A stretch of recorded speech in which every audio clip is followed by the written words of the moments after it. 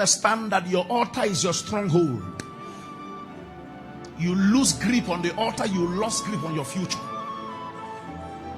Once you lose grip on your prayer altar, you have lost grip on your future. I don't care how intelligent you are, and I don't care how, listen, you can come to a point where your connection will fail you just because the place of your stronghold is loosed.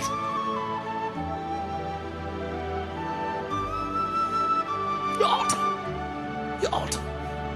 Nothing prevents you from suffering defeat and being harassed in a wicked war such as this, as in like a buoyant altar, buoyant in the privacy of your house. So this altar is on fire. It's not just that I come to church to show. It's not the euphoria in the church. No, it's not the noise I make in the church. My personal life, my personal altar is healthy, vibrant.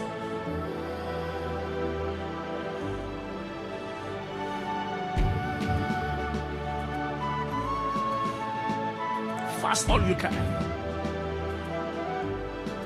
Go run all you can. If your altar if your personal altar, the altar of prayer remains broken, there is no end to the harassment you will suffer. There is no end to the torment you suffer. One of the things about the altar, one of the things about your prayer altar is that it can service every area of your life. A well-grounded, nurtured, looked out altar can service every area of your life. It can fix your health. It can fix troubled career. It can fix a shaking business.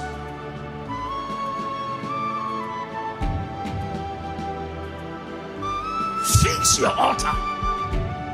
Your destiny will be fixed. I'm telling you, fix your altar. No amount of threat, curse from generation or family can tie you down if there's a buoyancy of a prayer altar. I guarantee you that.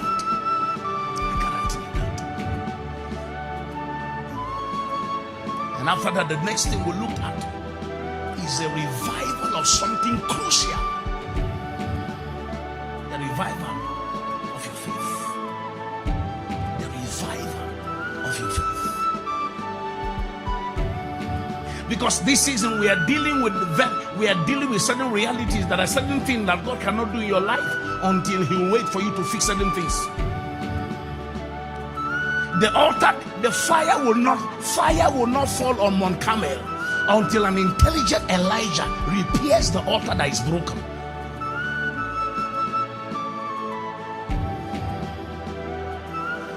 Hallelujah. Do you know we have a lot of believers who have the characteristics of a prophet of Baal? A lot of believers with the character and the mindset of prophet of Baal. They pray with no intelligence of fixing what is broken. They fast with no intelligence of fixing things that are broken. We are Christian, but having the mentality of the prophet of Baal. In all our spirituality, it is foolishness in display.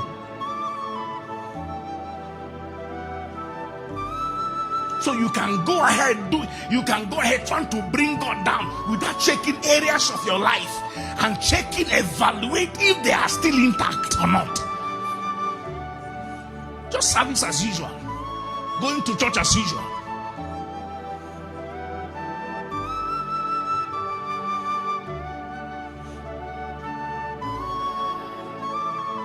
Lord, revive my faith.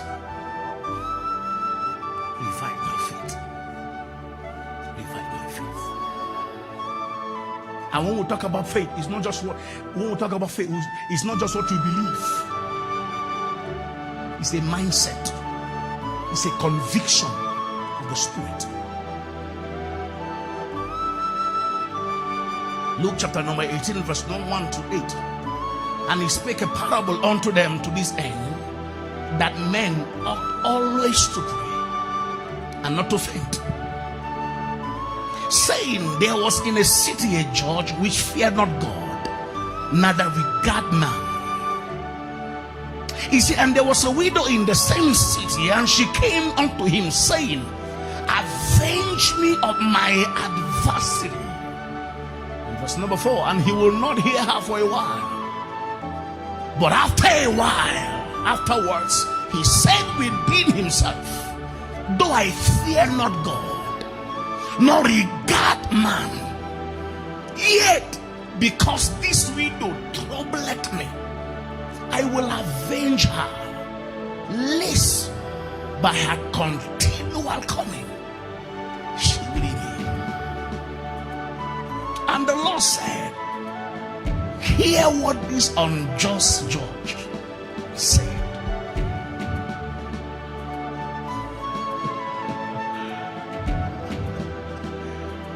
See, look at me. Look at me. Look at me. It is not the delay in the things you are asking God for. It is in you stopping the practices of what you used to do before. Just because you knock once and twice, no response. You can come to a point where your faith can become weary.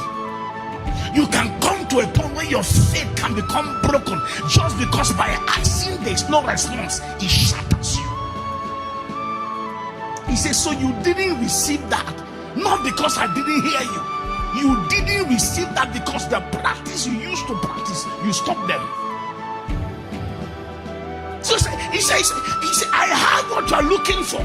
He said, but I need you to have this habit, this practice as habit. Because we are good in doing things once in a while.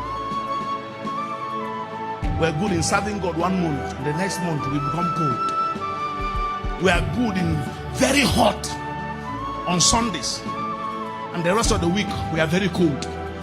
We are good in being faithful once in a while, and yet we are asking God, why is this blessing tarrying?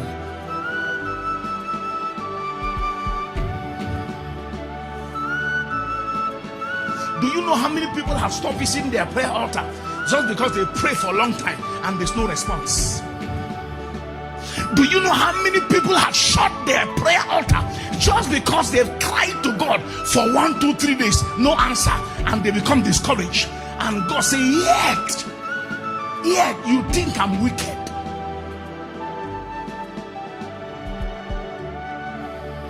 He said, look at what this unjust judge said. Look at his mentality. And he said, I want to compare myself with this. He said, hear it. He said, and shall not God avenge his own elect, which cry day and night unto him? Can you see that word? Can you see that word? The problem is that you cry only in the daytime. You don't cry in the night.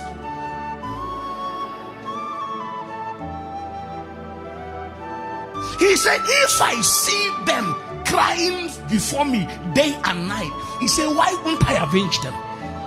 He said, but they are expecting me to avenge them only when they cry in the morning. He said, how will I know that you are very desperate for this change?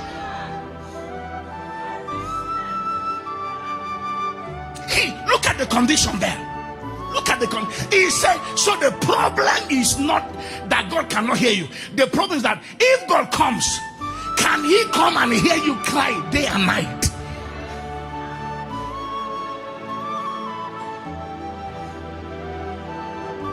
So you cry in the morning and you expect him to run. You only cry in the night and you expect him to shake the heavens. He said, though he bear long with them. Verse 8. He said, I tell you the truth. He will avenge them speedily. Nevertheless, when the Son of Man comes,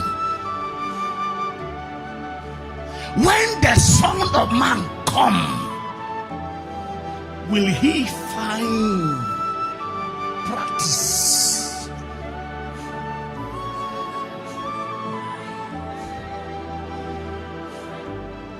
Will he find when he comes? Because he won't announce to you when he's coming. He won't tell you when he's coming, but when he comes, not if he comes. Look at the English word there. When he comes, not if he comes. The problem here, God can come to you and you are sleeping.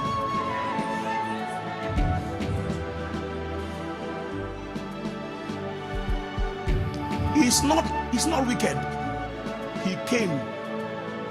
You are sleeping. Just because you got up in the morning and you cried and you stopped.